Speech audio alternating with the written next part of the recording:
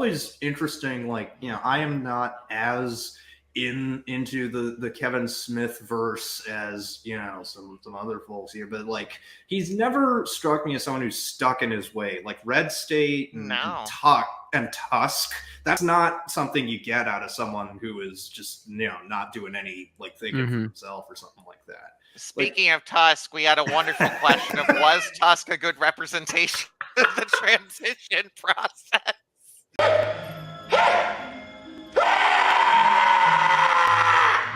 No, fuck no. What? I mean, my favorite part about that movie is how just straight-faced Michael Parks actually plays that role in that movie, because as the villain, he just plays it so serious. And it's such an absurd, like, it's an absurd stoner horror film. Yeah. That, spoilers, like, well, no, I mean, I'm not even going to spoil it because there's probably some people, but like, just ends in the most absurd and illogical way possible, too.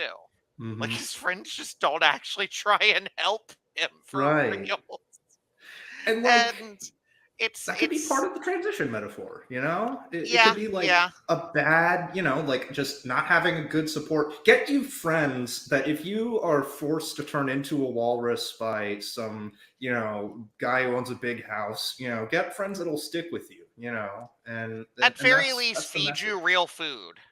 Yeah. At the very least, friends that'll keep you away from guys who own big houses. But yeah, no, one thing that I always love about Kevin, to go back to like just in general his career, and one thing that always vibes me is, I mean, I grew up in a comic shop, and I very much just grew up around all types of nerds and just love nerd culture, and very could have felt any which way within nerd culture politically, at one time or another. Like, I was a fucking 4chan kid back in high school. That could have gone any number of ways, and thankfully I found, like, I was excited when like anonymous folks got involved in Occupy, and I was also part of the punk scene, so I wasn't tending to go down the Nazi route like some of these folks did. But like, it's interesting to see that, like, where he started out and his evolution, and kind of how I also evolved much more radically down a similar path, but also how,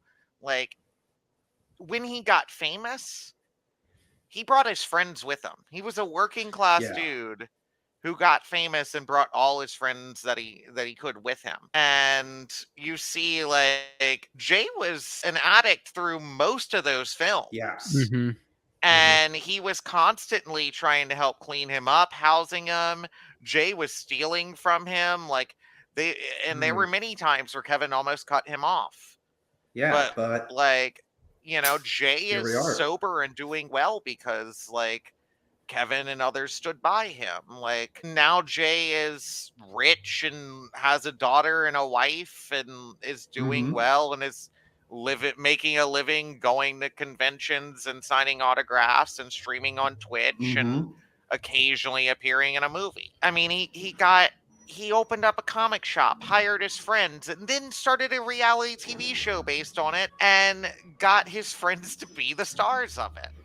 He's helped many of his friends direct their first movies, many of whom have not gone on to direct anything else. It's really awesome just to see how much he gives back. And also Ming Chen, who was on Comic Book Man and who works at his comic shop and stuff, that was the dude who ran one of his old fan sites. And Kevin loved the fan site so much that he hired him to work on the real site. And then they just became friends. Now, in addition to Clerks 3, he actually just released his horror project, Killroy Was Here, as the first NFT exclusive film. What's really wild about that is, I mean, yes, you get your NFT artwork and all that. You also get an encryption key to decrypt the movie, which is stored on the blockchain, and you can only see the movie with one of the encryption codes. Of course, anybody can copy paste the artwork of the NFT you buy, but with it, you actually get the IP of that specific artwork, which, I mean, fuck IP and all that. But what's It's better than most really, NFTs. yeah, what's really cool is you get something out of it other than just a picture that can be infinitely copied or, fucking deleted and lead to, link rot. It's really fucking awesome that when I say you get the IP rights, you can turn that into merchandise.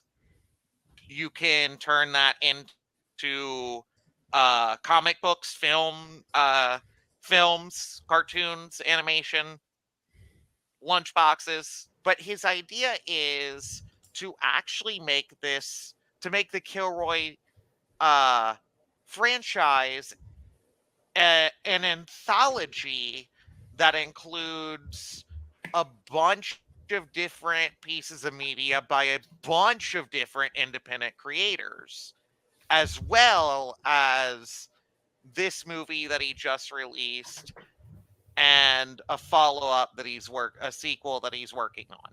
Almost kind of a crypto producer role, like, no pun intended, Yeah. but like it's a way of applying NFTs that is marginally less shitty than everything else, and it is cool, right? It's a genuinely cool idea. The only thing is at this point is like, hoping they nail the execution, because that's a thing with NFT and just blockchain projects more generally. Like, there's a lot of great stuff that could be done with blockchain.